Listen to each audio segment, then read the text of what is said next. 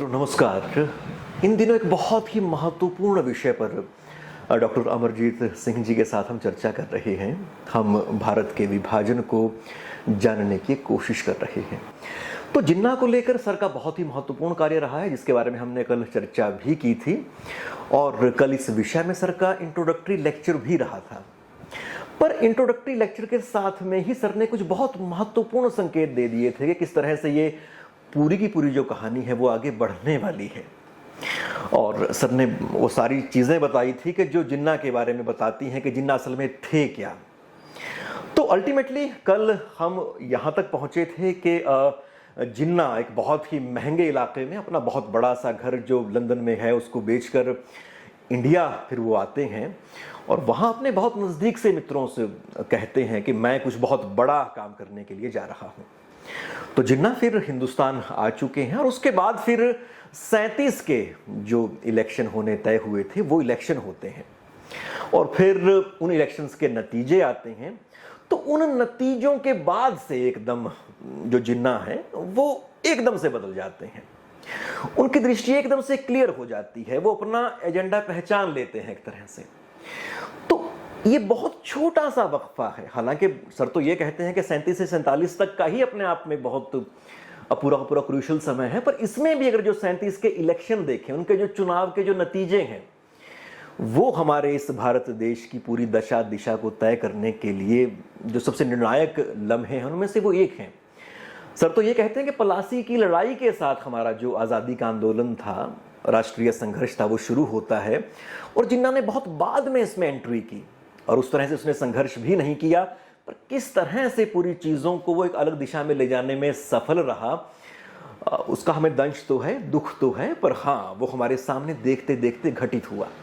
तो आइए आज इस कड़ी के दूसरे लेक्चर में सर के साथ प्रवेश करते हैं। और इंट्रोडक्टरी में हमने मोहम्मद अली जिन्ना और भारत का विभाजन के संदर्भ में ये कहा था, या ये हमने उसमें जानने का प्रयत्न किया था कि 1937 से पहले की जिन्ना की जो है ना प्रवृत्तियाँ क्या थी, परिस्थितियाँ क्या थी, या राजनीतिक परिस्थितियाँ उस समय कैसी थी और जिन्ना किन परिस्थितियों के अंतर्गत इंग्लैंड से वापस आए, जो कि वहाँ रेगुलर रहने के लिए चले गए थे, एक तरह से भारत छोड़ गए थे। ये सभी बातें हमने की थी, क्योंकि मेन मुद्दा हमारा ये था कि हमने ये माना कि 1937 का जो भारत में प्रोविंशियल लेजिस्लेटिव असेंबली का चुनाव था, वो चुनाव राजनीतिक घटनाक्रम में एक मोड़ था और भारत विभाजन के निर्माण की प्रक्रिया में यदि हम देखें तो घटनाक्रम के तौर पे वो एक ऐसी घटना थी जो विभाजन की तरफ लेके जाती है। अब इस संदर्भ में आज शुरुआत 1937 के चुनाव से ही कर लेते हैं। 1937 प्रोविंशियल लेजिस्लेटिव असेंबली का चुनाव, उसके परिणाम और किस प्रकार से सरकारें बन रही हैं और उसके उपरांत क्या हो रहा था। तो जैसा कि पहले भी हम डिस्कस कर चुके हैं, उस समय ब्रिटिश इंडिया में 11 प्रांत थे। प्रोविंशियल लेजिस्लेटिव असेंबली के चुनाव हुए तो सेपरेट इलेक्टोरेट के अनुसार मुस्लिम्स की अलग से सीट्स होती थी। ये टोटल 11 प्रोविंसेस में जो सीट्स थी ये थी 482। इन 482 सीटों में से मुस्लिम लीग को कुल सीट मिली थी 105, केवल 105। परसेंटेज के हिसाब से देखें तो ये 22% के लगभग इसको टोटल मुस्लिम सीट का 22% मिला था, जो कि मोहम्मद अली जिन्ना की लीडरशिप के अंतर्गत कंटेस्ट किया गया था। और यदि वोट परसेंट देखें, वोट परसेंट तो आप समझते होंगे ना भाई, टोटल जो वोट देने वाला है उसका परसेंटेज निकालें यदि हम, तो टोटल जो मुस्लिम वोटर था केवल 5% मुस्लिम वोटर ने मुस्लिम लीग को वोट दिया था। अब ये हालात थे मुस्लिम लीग के 1937 के चुनाव के पश्चात, यानी मुस्लिम लीग बहुत बुरी तरह से हारी। नॉर्थ वेस्ट फ्रंटियर प्रोविंस, जो कि टोटल मुस्लिम मेजोरिटी प्रांत था, वहाँ इसको एक भी सीट नहीं मिली। आसाम में इसको एक भी सीट नहीं मिली। पंजाब में केवल इसको एक सीट मिली 175 में से। सिंध में इसको बहुत थोड़ी सी सीट हमें नजर आती हैं।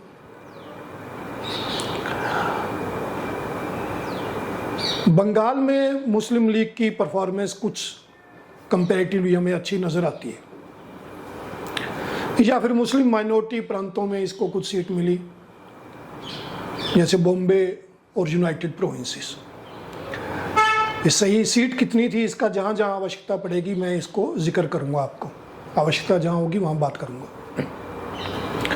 उसके बाद सरकारें बनाई गई, इनमें 11 में से 8 प्रांत में इंडियन नेशनल कांग्रेस की प्रोविंशियल गवर्नमेंट्स बनी। पंजाब में पंजाब नेशनल यूनियनिस्ट पार्टी की सरकार बनी, प्रांतीय पार्टी थी। बंगाल में कृषक प्रजा पार्टी ने मुस्लिम लीग के कोलिशन के साथ सरकार बनाई, प्रमुख रूप से उसमें कृषक प्रजा पार्टी कही जाती है, उसने सरकार बनाई, प्रांतीय पार्टी थी ये भी। इसी तरह से सिंध में इंडिपेंडेंट मुस्लिम पार्टी, उसने सरकार बनाई। यूनाइटेड प्रोविंस को लेके अब जहाँ से बात शुरू होती है विभाजन की घटनाओं की, जो इतिहासकारों ने भी लिखा है और तत्कालीन जो उसके ऊपर टिप्पणियाँ की गई हैं राष्ट्रीय आंदोलन के नेताओं के द्वारा या खुद स्वयं मोहम्मद अली जिन्ना के द्वारा, वो 37 के पश्चात यूनाइटेड प्रोविंस, जिसको आज के समय में हम यूपी कहते हैं, उत्तर प्रदेश, इसको यूनाइटेड प्रोविंसेस कहा जाता था।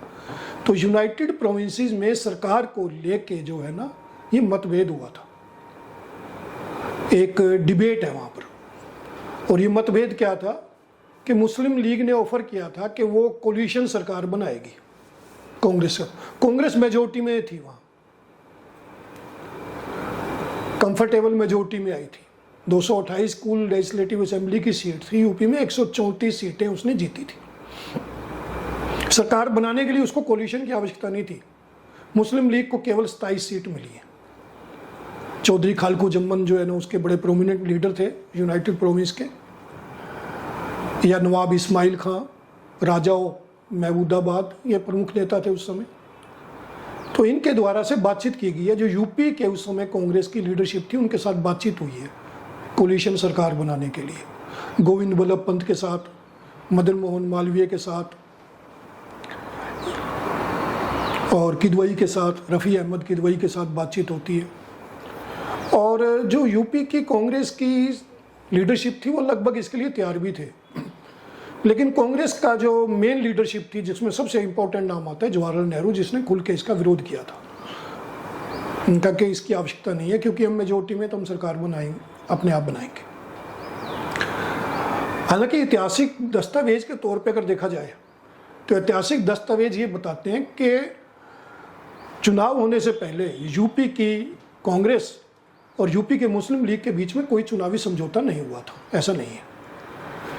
लेकिन घटनाक्रम से ये भी जाहिर होता है कि कहीं ना कहीं ज़बानी बात तो रही होगी, क्योंकि दोनों का जो इलेक्शन मैनिफेस्टो है वो लगभग एक जैसा है। मुस्लिम लीग इस समय जिन्ना के अंतर्गत जो मैनिफेस्टो इशू कर रही थी अलग अलग प्रांतों में, उसको उस तरीके से कम्युनल बेसिस पे या रिलीजन के बेसिस पे नहीं बनाया गया था जो कि 37 के बाद बनता है। तो 37 में इस तरह के मुद्दे उसमें नहीं थे, तो लगभग कुछ एक जैसे कोई ना कोई ज़बानी बात तो रही होगी इसमें। हालांकि मैंने भी इस पर डॉक्यूमेंट जो देखे हैं तो डॉक्यूमेंट तो नहीं मिलता है, ये सही बात है।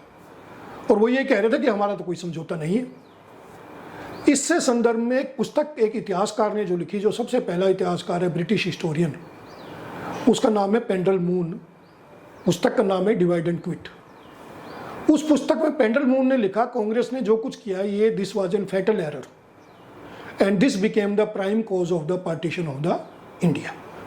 उन्होंने कहा कांग्रेस की ये बहुत बड़ी भूल है, ऐसी भूल जिसको शब्दों में बयान नहीं किया जा सकता, और यही पाकिस्तान बनने का एकमात्र कारण है। उसके बाद के जो कैम्ब्रिज हिस्टोरियंस हैं आज तक, कैम्ब्रिज हिस्टोरियन हालांकि और बहुत सारे मुद्दे डिस्कस करते हैं और बहुत सारे एस्पेक्ट लेके आते हैं पार्टीशन को लेके, लेकिन इस बात को उन्होंने आज तक स्वीकार किया हुआ है, इस घटनाक्रम को।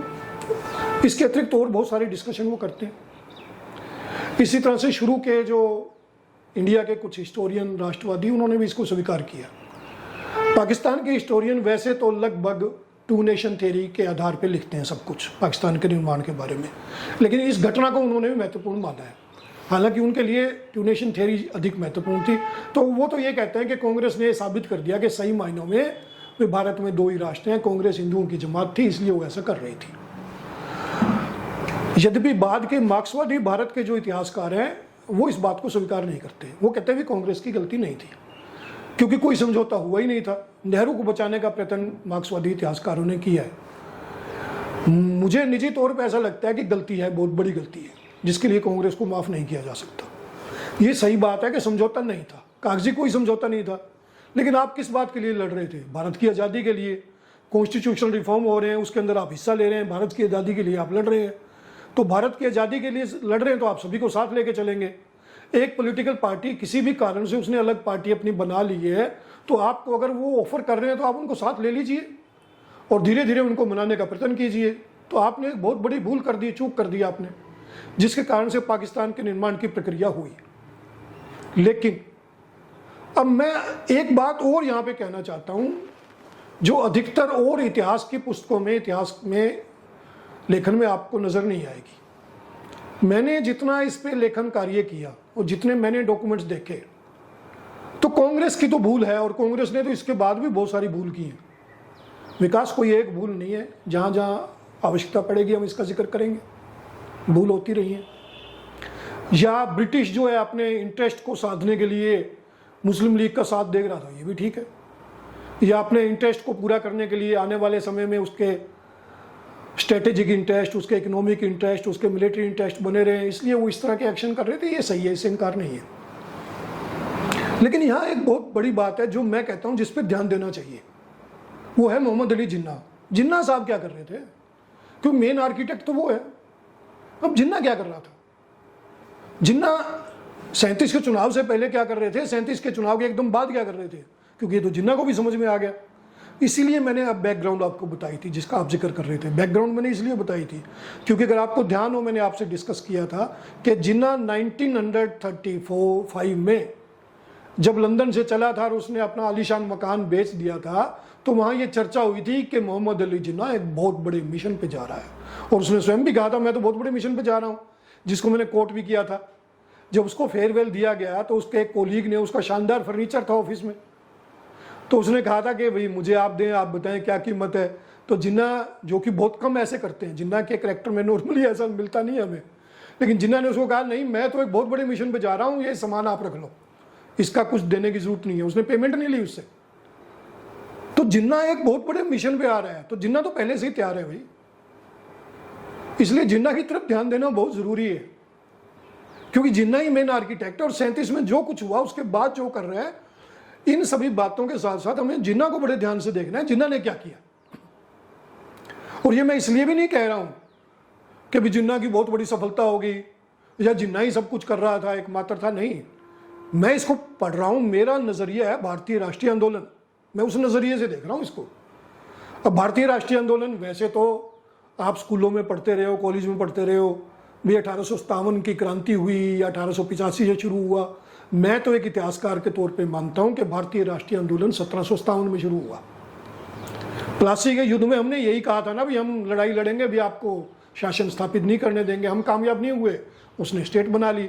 उसके बाद हम लड़ते रहे हैं, मैसूर में लड़े, हम बंगाल में लड़े, हम मराठा लड़े, सिख लड़े इसके लिए, अवध में लड़े, सभी लड़े, हम लड़ाइयाँ लड़ी हमने। 1857 का संग्राम किया हमने, सैकड़ों हजारों हमारे क्रांतिकारी आम देशवासी शहीद हो गए उसके अंदर। फिर उसके बाद क्रांतिकारी गतिविधियां चलती रही बंगाल में, पंजाब में, या आपके महाराष्ट्र में और दिल्ली में, यूनाइटेड प्रोविंस में कितने क्रांतिकारी शहीद हुए हैं। और या महात्मा गांधी के जो आंदोलन थे, मास मूवमेंट्स, बहुत भारी जन आंदोलन है जिसमें लाखों की संख्या में लोगों ने हिस्सा लिया। 1919 में जलियांवाला बाग में सैकड़ों लोग शहीद हो गए, 1942 में लोग शहीद हो गए। तो ये सब क्या था? हम पार्टीशन के लिए तो नहीं लड़ रहे थे अंग्रेज के खिलाफ, हम लड़ रहे थे आज़ादी के लिए। तो हम आज़ादी के लिए लड़ रहे थे, और वो आज़ादी हमें जब मिली तो साथ में विभाजन हो गया। तो मैं इस नज़रिए से जिन्ना को देखता हूँ, भाई इसको पढ़ो, इस आदमी ने क्या किया, ये क्या कर डाला इसने, भाई इसने क्या किया कि इसने, आप देखो ना, आप सैकड़ों हजारों लोग शहीद हो रहे हैं 1757 से लेकर और 1947 तक। और जिन्ना ने 10 साल के अंदर जो है स्टेट बना दिया, यानी तोड़ दिया राष्ट्रवाद को उसने। इसलिए इतिहास अपने आप को दोहराता है, ये कहा जाता है। तो ये जानना बहुत ज़रूरी है, बड़ा ध्यान देना चाहिए हमें। इसको इतिहासकारों को इग्नोर करते हैं इतिहासकार इस पे, भाई उसको सिंपल विलेन मान लिया, चलो छोड़ दो, जिन्ना तो बुरा था उसने कर दिया। नहीं, जिन्ना कहाँ से बुरा था? जिन्ना ने कैसे किया ये देखो। और ये देखना इसलिए भी ज़रूरी है कि स्वतंत्र भारत में 47 से लेके आज तक और आज भी ऐसी स्थितियां आपके सामने नहीं आई। अगर ऐसी आती हैं तो आपको जानकारी होनी चाहिए कि क्या हो रहा है, राष्ट्र के लिए जानना ज़रूरी है। तो इसलिए मेरा ये मानना है कि जिन्ना को पढ़ो, जिन्ना को देखो उसने किया क्या है। इसलिए मैंने बड़ी बारीकी से जिन्ना को देखा है। जिन्ना से रिलेटेड गवर्नमेंट ऑफ इंडिया के जो क्रिमिनल इंटेलिजेंसी डिपार्टमेंट की रिपोर्ट्स हैं तो उसको तो देखा ही है। इसके अलावा जिन्ना के जो प्राइवेट पेपर जिनका मैंने कल जिक्र किया था, शमसुल हसन कलेक्शन, और शमसुल हसन कलेक्शन से पहले के जो प्राइवेट पेपर्स हैं उसको पाकिस्तान में छापा गया है। मेरे कई भारत में इतिहासकार दोस्त मुझसे कई बार नाराज भी होते हैं कि भैया आप तो पाकिस्तान में जो डॉक्यूमेंट छपे हैं उनको देखते हो। तो मैं इसीलिए देखता हूं जो मैंने बताया। जिन्ना की जो स्पीचेज हैं, स्टेटमेंट्स हैं, उसके लेटर्स हैं। लाहौर से एक एकेडमिक ऑर्गेनाइजेशन है बज़्म इकबाल, उसने इसके डॉक्यूमेंट्स के 5 वॉल्यूम्स छापे हैं। मैंने पढ़ा है उसको, मेरे पास है वो, अभी आपको दिखाएंगे अगर आप देखना चाहें। इसी तरह से कायदे आजम यूनिवर्सिटी इस्लामाबाद, उसके डॉक्यूमेंट्स हैं। रिसर्च सोसाइटी ऑफ पाकिस्तान में भी पब्लिश किया है, वो डॉक्यूमेंट्स हैं। फाउंडेशन ऑफ पाकिस्तान 2 वॉल्यूम्स हैं ये। पीरजादा SS पीरजादा हिस्टोरियन हुआ, बड़ा इंपॉर्टेंट, ये हैं। और ब्रिटिश गवर्नमेंट के रिकॉर्ड्स हैं, प्राइवेट पेपर्स भी हैं, ब्रिटिश लाइब्रेरी लंदन में है ये। तो जिन्ना को बहुत समझने की, देखने की ज़रूरत है। तो इसलिए अब यहाँ पे ये बात आई कि 37 में जो कुछ ये हुआ, शिकायत जिन्ना ने भी की है। जिन्ना ने शिकायत की कि देखो हमारे साथ धोखा किया आपने। हालांकि कांग्रेस ने धोखा तो वैसे नहीं करे, लेकिन मूर्खता करी। धोखा नहीं, मूर्खता है। धोखा तो तब होगा ना कि भाई आपने समझौता किया, समझौते से इनकार कर दिया। समझौता तो उसने नहीं किया, लेकिन मूर्खता तो है। इससे बड़ी मूर्खता नहीं होगी कि आप एक ऑप्शन, एक अपॉर्चुनिटी छोड़ने जा रहे हैं। तो जिन्ना ने नाराजगी जाहिर तो की है, लेकिन बात यह कि जिन्ना स्वयं क्या कर रहा है। तो मैंने कहा 35 में जब वो आया है, 36 के वर्ष के दौरान यदि आप देखें ना, मोहम्मद अली जिन्ना जिसको लियाकत अली खान लेके आए थे, लियाकत अली खान के साथ बातचीत उसकी होती है, दूसरे प्रमुख नेताओं से भी होती है, लेकिन सबसे ज़्यादा बातचीत जिन्ना ने उस समय के जो मुस्लिम मेजोरिटी प्रांत थे, उनके जो बड़े मुसलमान नेता थे, उनके साथ उसने बातचीत की है। इस पर ध्यान देने वाली बात है ये। उसके साथ लगातार बातचीत करता है। पंजाब जाता है, ये 2 बार विजिट किया इसने।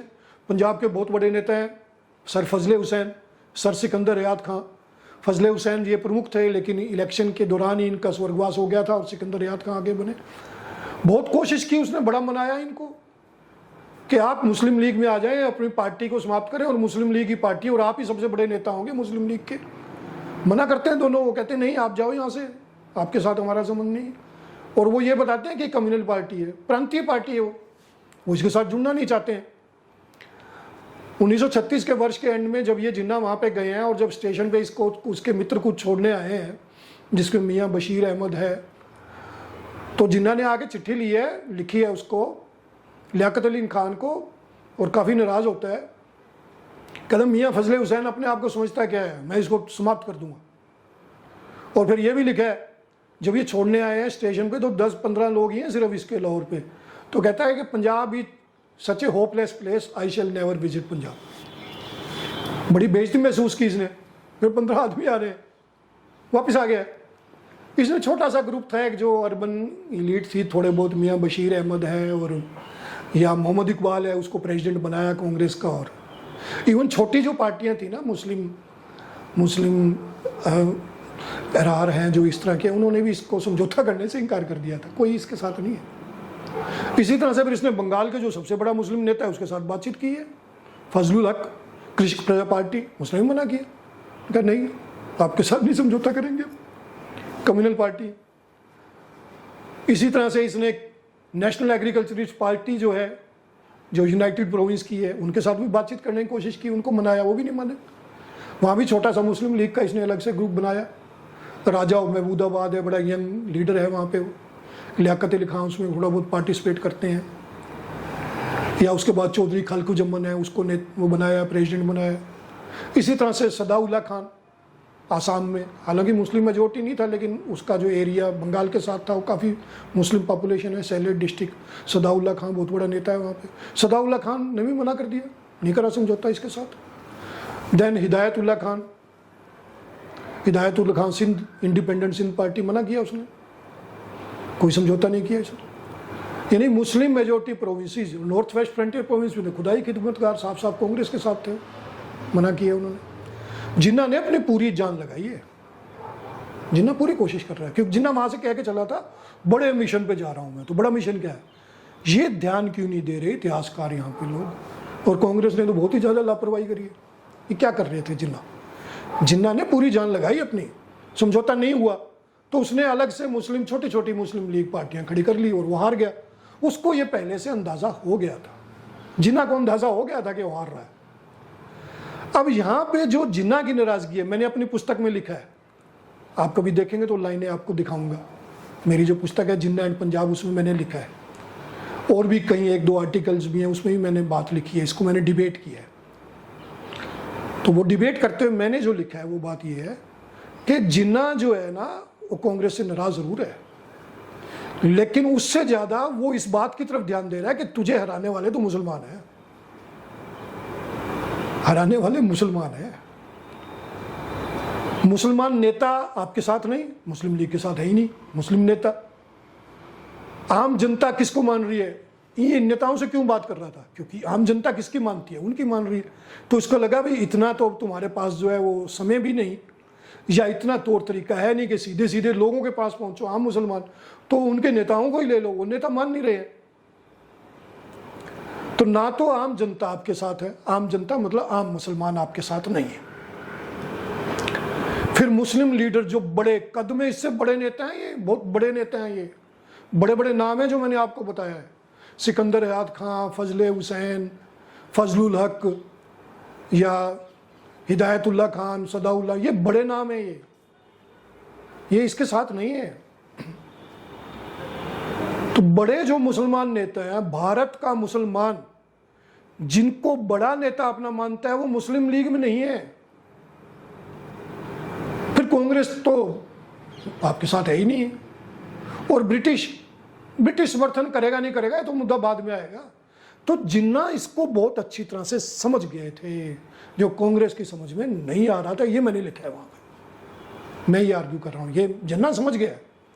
और जिन्ना इसके बाद जो करता है वो साफ साफ लग रहा है जिन्ना क्या करने जा रहा था। जिन्ना की यहाँ पे जो आगे की गतिविधियां बहुत टैक्टफुल हैं, बहुत ही तरीके से चल रहा है जिन्ना, और जिन्ना का सफर यहीं से शुरू हो जाता है और इसीलिए बाद में अटता है वो। जो कई बार हम डिस्कस करते हैं, इतिहासकार भी कई बार मुद्दे लेके आते हैं, 1946 में हो रहा था, 47 में हो रहा था। भैया 47 की तो बात का कोई ज़्यादा मीनिंग नहीं है मेरे विचार से। आखिर में जब हम आएंगे मैं डिटेल में डिस्कस करूंगा। तो पाकिस्तान बन रहा है, गांधी ने क्या किया क्या नहीं किया, वहाँ तो ये है कि भाई अगर कुछ लोगों को बचा सकते हो हत्याकांड से तो बचा लो।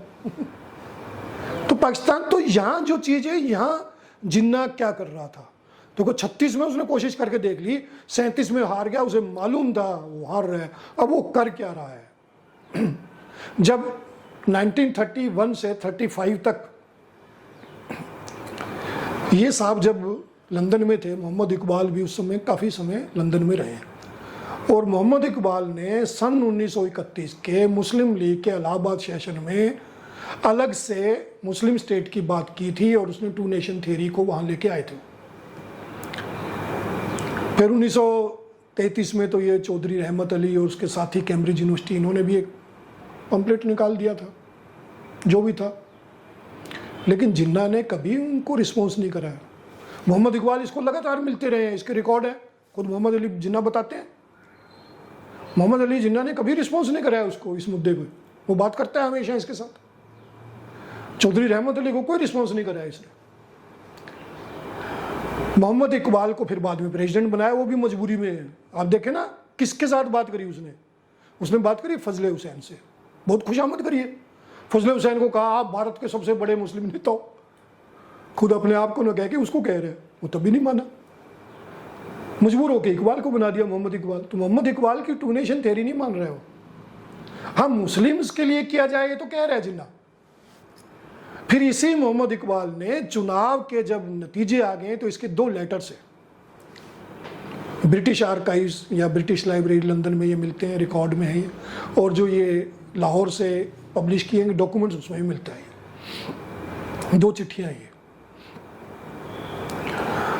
आपकी। उसकी 2 चंद लाइनें मैं वैसे अगर मुझे हों सामने तो मैं आपको पढ़ के भी सुनाना चाहूँगा।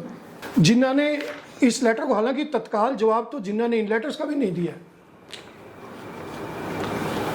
लेकिन जिन्ना ने इन लेटर को पढ़ा और जिन्ना स्वयं इस बात को मानते हैं। 1938 में उसने जवाब दिया है, वो मैं अगली बात जब अगले दिन मिलेंगे हम वहाँ जिक्र करूँगा। 38 में इन्होंने जवाब दिया इसके 3 चिट्ठियों के। 37 में जो उसने चिट्ठी लिखी है ना मोहम्मद इकबाल ने, तो वो लिखते हैं, to make it positive for Muslim India to solve her problems it would be necessary to redistribute the country and to provide one or more Muslim states with absolute majorities. Full stop. Don't you think that the time for such demand has already arrived? Inverted comma close. मई 1937 चुनाव हार चुके हैं। अब जिन्ना कहता है कि मैं जो लंदन में आपको बता रहा था अब आपको समझ में आ गई बात, पता लग गया।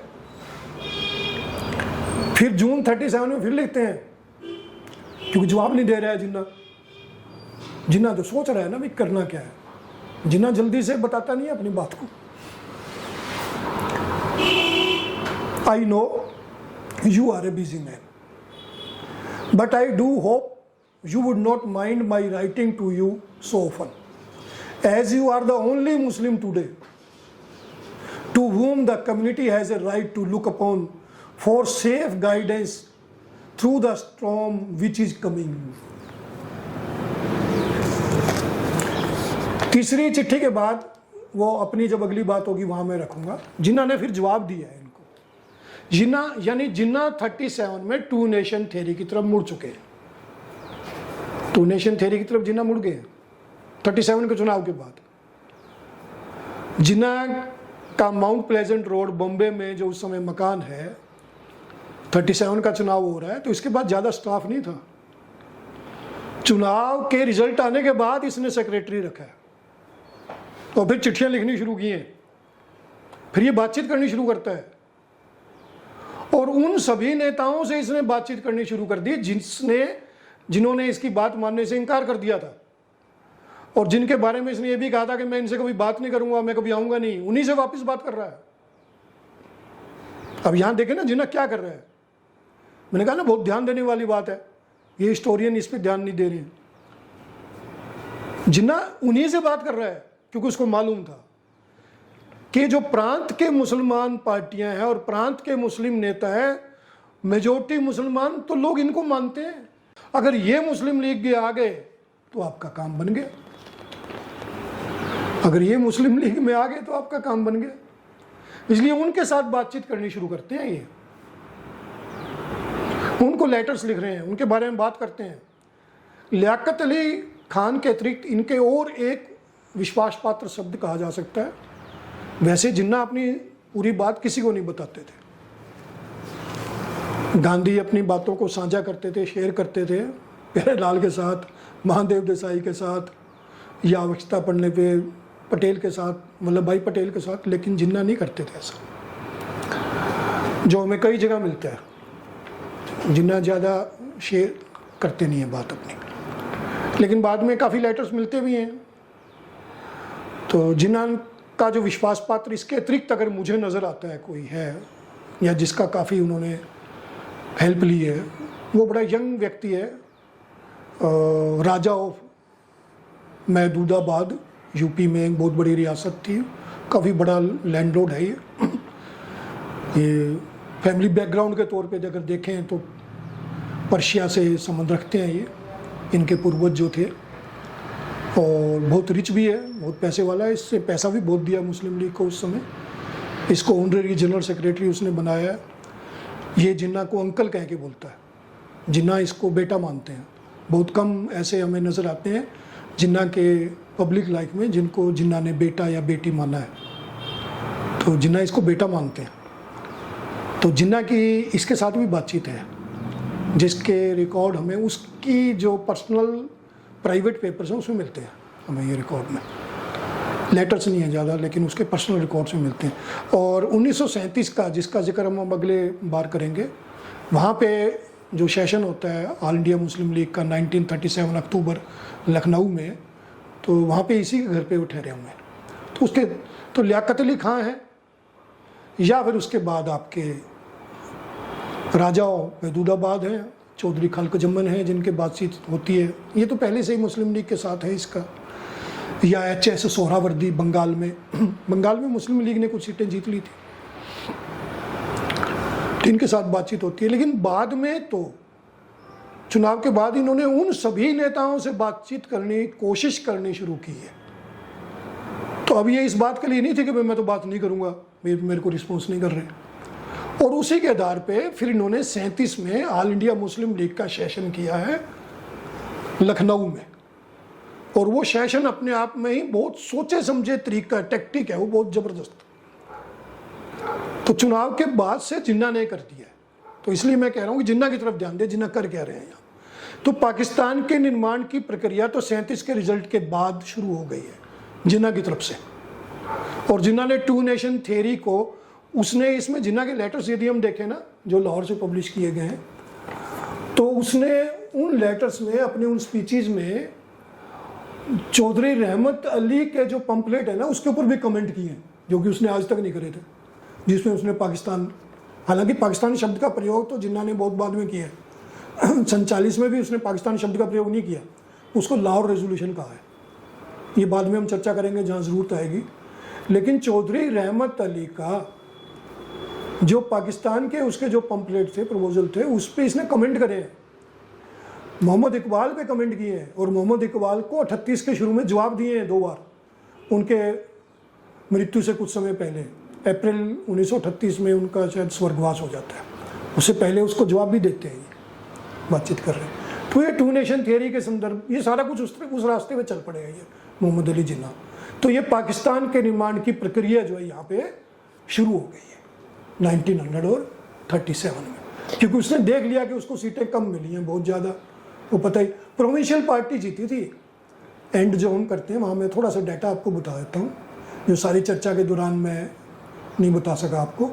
प्रांतीय पार्टियाँ जीती हैं ये, जैसे यदि हम देखें तो पंजाब में पंजाब नेशनल यूनियनिस्ट पार्टी को मुस्लिम सीट्स थी 89 सीटें जीत गई ये, 3 जनरल सीट भी जीत गए। मुस्लिम सीटें तो सारी जीते, जनरल सीट जीत गए। और साहब आपका एक आदमी, सिर्फ एक, और वो भी बंदा बाद में इनमें से 2 जीते थे। एक राजा गजनफर अली खां थे। राजा गजनफर अली खां को सिकंदर याद ने कहा, भाई तुझे मैं मंत्री बना दूंगा, छोड़ दे। वो साहब पार्टी छोड़ के उधर जा मिला सिंध में साफ। और इसी तरह से सिंध में इंडिपेंडेंट मुस्लिम पार्टी कुल सीटें 23 हैं, 23 की 23 जीत गए। अरब में मैंने शायद बोल दिया एक शब्द, मुझे ऐसा लग रहा है, अगर ऐसा मैंने बोला है तो मैं करेक्ट कर देता हूँ। सिंध में इनको कोई सीट नहीं मिली है, सिंध में कोई सीट नहीं है, 0। 23 सीट है मुस्लिम की, 23 की 23 इंडिपेंडेंट मुस्लिम पार्टी को। प्रजा सोशलिस्ट पार्टी या कृषक प्रजा पार्टी, ये 119 सीट थी, ये यहाँ 50 जीतते हैं। यहाँ पे मुस्लिम सीट जीती हैं, मुस्लिम लीग यहाँ पे जीतता है, कोलिशन सरकार है। नेशनल एग्रीकल्चरिस्ट पार्टी यूपी में 134 सीटें, 37 सीटें जीत गई है। मुस्लिम लीग 27, कांग्रेस 134। तो भारत के मुसलमानों ने, मैं एंड करूँगा, ये बात जिन्ना समझ गया, जो बात मैं आपको बता रहा हूँ, जिन्ना ये बात समझ गया, मुझे भी यहीं से लगा, जिन्ना को ये समझ में आ गई कि भी कांग्रेस ने नहीं हराया तुम्हें हिंदुओं ने नहीं हराया, तुम्हें ब्रिटिश ने नहीं हराया, तुम्हें हराया मुसलमानों ने। वो भारत के मुसलमानों ने हरा दिया है, वो मानते ही नहीं तुम्हें, उनको कैसे अपने साथ लेना है। और यहाँ बात एक और भी ध्यान देने वाली है, कांग्रेस ने जो एक मूर्खता करी थी, इससे पहले एक और भी कर बैठी थी कांग्रेस। एक तो उसने समझौता नहीं करा, कुल सीटें 482, साहब आपने कैंडिडेट खड़े करे 58, मुस्लिम सीटों में कैंडिडेट नहीं है आपके, क्यों भाई? मुस्लिम सीटों में छोड़ क्यों दिया आपने? आप तो अपने आप को भारतीय पार्टी बता रहे हो, तो मुसलमान सीटों में कंटेस्ट क्यों नहीं करते आप? 58 ओनली, 58 सीटों में कंटेस्ट करती है कांग्रेस।